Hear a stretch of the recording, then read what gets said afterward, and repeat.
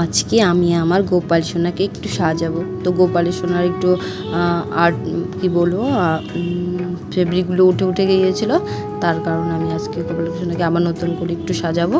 তার জন্য নিয়ম কি বন্ধুরা তোমরা একটু জেনে নাও। যারা জানো তো ঠিক আছে, আর যারা না জানো তো জেনে নাও। তো আমিও শিখেছি। তো গোপাল সোনাকে মানে সব রেডি করে পুজোর তো বাঁশির মধ্যে গোপাল সোনাকে বলতে হয় যে গোপাল সোনা তুমি বাঁশিতে গিয়ে বসো, আর বাঁশিতে ফুল দিয়ে তো বলতে হয় তুমি প্রসাদ গ্রহণ করো, বা যাই হোক মন করে দিয়ে বলতে হয় ওখানে বসো, যাতে আমি যখন অঙ্কন আর্টটা করবো বা মানে মানে সাজাতে যাব যখন চোখে টোকে খোঁচা যাতে না লাগে বা ব্যথা যাতে না পায়, তার জন্য গোপালেরকে বাঁশিতে বসিয়ে রাখতে হবে। তো আমি গোপালকে রেডি করে নিচ্ছি। তো দেখতে থাকো বন্ধুরা পুরো ভিডিওটি, তোমাদের হয়তো খুবই ভালো লাগবে। তো আমি গোপালকে একটু সাজিয়ে নেবো, অনেকদিন ধরে সাজানো হয় না, অনেক দিন আগে সাজানো হয়েছিল, তো হালকা হালকা উঠেও গিয়েছিলো আর সাদা ফেব্রিকটি শেষ হয়ে গিয়েছিলো। তো আমি আজকে নিয়ে এসেছি। তো দেখতে থাকো আমার গোপাল সোনাকে কেমন লাগছে।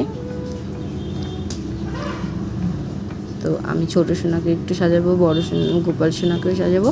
তো দুজনকে সাজিয়ে নেবো। আর বন্ধুরা তোমরা কেমন আছো? আশা করি ভালো আছো। তো আমিও ভালো আছি। তো তোমরা দেখতে পাচ্ছ আমার গোপাল সোনাকে আমি সাজাতে কতটাই ব্যস্ত। তো আমার যদি গোপাল সোনা আর্ট উঠে যায়, মানে যখন ফেব্রিকগুলো উঠে যায় আমার একদমই ভালো লাগে না। তো আমি তাই জন্য তাড়াতাড়ি করে আমি গোপালকে সাজিয়ে নিচ্ছি। দেখতে থাকো তোমরা। তো অনেকে আছো তো তোমরা মানে কারো কাছে দেও আর্ট করার জন্য, ঠিক আছে, সেটাও ঠিক আছে, কিন্তু আমি আমার গোপাল সোনাকে আমি বাড়িতেই চেষ্টা করি একটা নিজের মতো সাজিয়ে নিতে। দেখো রেডি হয়ে গেছে আমার গোপাল সোনা, কেমন লাগছে তো কমেন্ট করো। তো কমেন্ট করে দিও বন্ধুরা। তো আমার বড়মশাই কাজে গিয়েছে, তো কাজের এখানে একটু ভিডিও করেছিল। আমি বলেছিলাম তুমি কত তো আনারসের বাগানে যাও বা আড়তে যাও, তো সেখান থেকে একটু ভিডিও করে তো নিয়ে আসতে পারো। তো ওর কাছে ফোন থাকে, যার কারণে আমি তো বাড়িতে সেই সময়গুলো ভিডিও করতে পারি না। আমি বলছি তুমি করো। তো আজকে দেখো বন্ধুরা কী অবস্থা, আজকে আমার ননদ মানে উপরে কান ফোটা করবে। তো আমাকে বলছে বৌদি ফোটা করে দাও, কিন্তু এতটাই ভয় পাচ্ছে, শখ মানে এখন ইচ্ছাও করছে, এখনও করবে, আবার এদিকে ভয়ও পাচ্ছে, এখন কিছুই করার নেই। তো ভীষণই ভয় পাচ্ছিলো। আমার মেয়েকে যখন আমি বলছি যে তোমাকেও ফোঁটা করাবো, আমার মেয়ের তো কী অবস্থা তুমি দেখতেই পারবে একটু পরে। তো ননদের কান ফোঁটা করছি আমি, তো ভীষণ ভয় পাচ্ছিলাম। তো বউ কি কিছু করার নেই, শখ। তো মেয়েদের তো জানোই কত ইচ্ছে থাকে সাজা গোজার দিকে, কষ্ট হলেও সেটাকে মেনে নিতে হয়।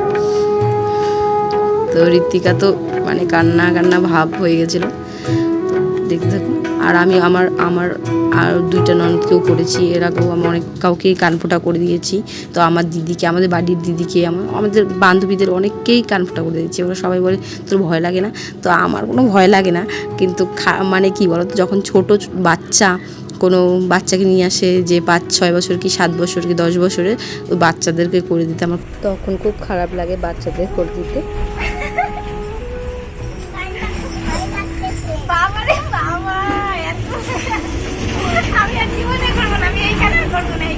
ও একটা কানে করে হয়ে গেছে, এই যে সেটা এটা এখন করবো, ওই কানে একটা করতে হবে।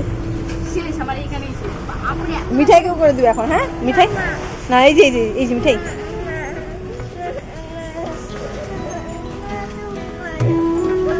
শুধু কানে ফুটো করবে না, কানেরটা পড়তে লাগবে না, কিচ্ছু হবে না, পিপি করতেছে না, ঠিক আছে। কেন ভয় লাগে? কবে যাব বিষয় ছেড়ে, আমি কবে যাব বিষয় ছেড়ে, মধুর বৃন্দাবন কৃষ্ণ নামে কাঁদবে কবে আমার পুরমন। আমি কবে যাব বিষয় ছেড়ে, কবে যাব বিষয় ছেড়ে, মধুর বৃন্দাবন কৃষ্ণ নামে কাঁদবে কবে আমার পোড়ামন। আমার বরের গানটি কেমন লাগলো বন্ধুরা প্লিজ কমেন্ট করো যে কেমন লেগেছে। আমার বর তো জানেই না যে আমি ব্লগে ওর গানটা দিয়েছি, ও গান করেছিল মনের সুখে। জানি না ও কি পরে কি বলবে, আমার কাছে তো ভালো লেগেছে তাই আমি দিয়ে দিয়েছি। তো তোমাদের কাছে কেমন লেগেছে কমেন্ট করো। দেখো আমি রুটি আর মাংস বানাচ্ছি, আর আমার মাংস বেশিরভাগ রাত্রে যদি আমি মাংস করি না তো আমার রুটি দিয়ে খুব ভালো লাগে। তো আমি আজকে এডিট করছি, তো আমার এখন খেতে ইচ্ছে করছে রুটি আর মাংস, কিছু করার নেই, এখন শেষ।